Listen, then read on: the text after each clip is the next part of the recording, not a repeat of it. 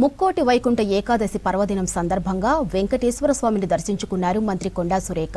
వరంగల్లోని శ్రీ వెంకటేశ్వర స్వామి ఆలయాలలో ఉత్తర ద్వారం గుండా స్వామివారిని దర్శించుకున్నారు. అంతకుముందు ఆలయం దగ్గర మంత్రికి పూర్ణ కుంభంతో స్వాగతం పలికారు అర్చకులు. ముక్కోటి ఏకాదశి వేళ 3 కోట్ల దేవతల అనుగ్రహంతో ప్రజలందరూ సుఖ సంతోషాలతో జీవించాలని కోరుకున్నట్లు చెప్పారు మంత్రి కొండా సురేఖ. ఉత్తర ద్వారం ద్వారా ముందు స్వామి గారిని బయటికి తీసుకొస్తారు. ఆ తర్వాత భక్తులందరూ కూడా ఉత్తర ద్వారం ద్వారా లోపలికి వెళ్ళి స్వామిని దర్శించుకొని వారి యొక్క మొక్కుకోవడం జరుగుతుంది. మామూలుగా ఈరోజు దర్శనం చేసుకుంటే ఒక ఆనవాయితీ ఏముందంటే మరి విష్ణువుతో పాటు 3000 కోట్ల దేవతలు కూడా ఈరోజు ఇక్కడ కిందికి భూమి మీదకి వస్తారు అనేటి ఒక ఆనవాయితీ ఉంది. అందుకే ఒక్క ఏకాదశిని మనం సెలబ్రేట్ చేసుకుంటే అన్ని 3 కోట్ల ఏకాదశులను కూడా సెలబ్రేట్ చేసుకున్నట్టుగా ఆనవాయితీ. ఈరోజు ఉపవాసం కూడా ఉంటారు. ఎందుకు ఉంటారు అని అంటే బ్రహ్మ దగ్గరికి వెళ్ళి అన్నం అడుగుతుందంట.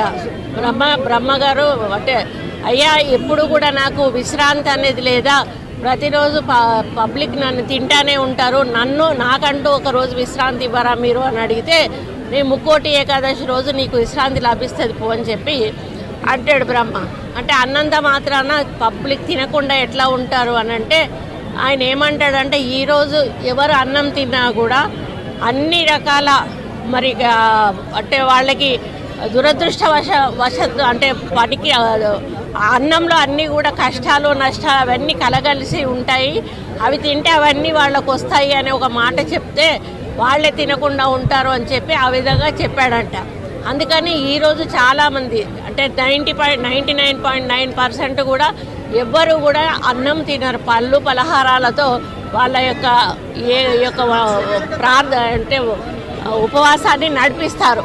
కాబట్టి ముక్కోటి ఏకాదశి అనేది మన హిందూ సాంప్రదాయంలో ఒక పెద్ద పండుగ. మరి ఈ పండుగను జరుపుకొని తర్వాత చాలా ప్రశాంతంగా అంటే ఈ దర్శనం అయిన తర్వాత కూడా మనలో ఉన్న పాపాలు బాధలు అన్నీ పోయి మనము ఏది కోరుకుంటే అది జరుగుతుంది, చాలా ఆనందంగా ముందుకెళ్తాము అని చెప్పి అది మనకు పురాణాల నుంచి వస్తున్నటువంటి సంగతి. అదే ఈరోజు ప్రతి గుడి దగ్గర కూడా మనం చూస్తూ ఉన్నాము. వేలాది మంది చాలా కిలోమీటర్ల లైన్లో కూడా ఉండి దర్శనం చేసుకుంటున్నారు. అంటే ఎండ అనకుండా కూడా మరి అంత ప్రాముఖ్యత ఉంది ఈ ఏకాదశికి. కాబట్టి ఈరోజు యాదగిరిగుట్ట మీద కూడా చాలా పెద్ద ఎత్తున మేము చేయడం జరిగింది. వేలాది మంది భక్తులు అక్కడికి కూడా రావడం జరిగింది. కాబట్టి ఈరోజు దర్శించుకున్న వాళ్ళందరికీ కూడా శుభం కలగాలని కోరుకుంటున్నాం.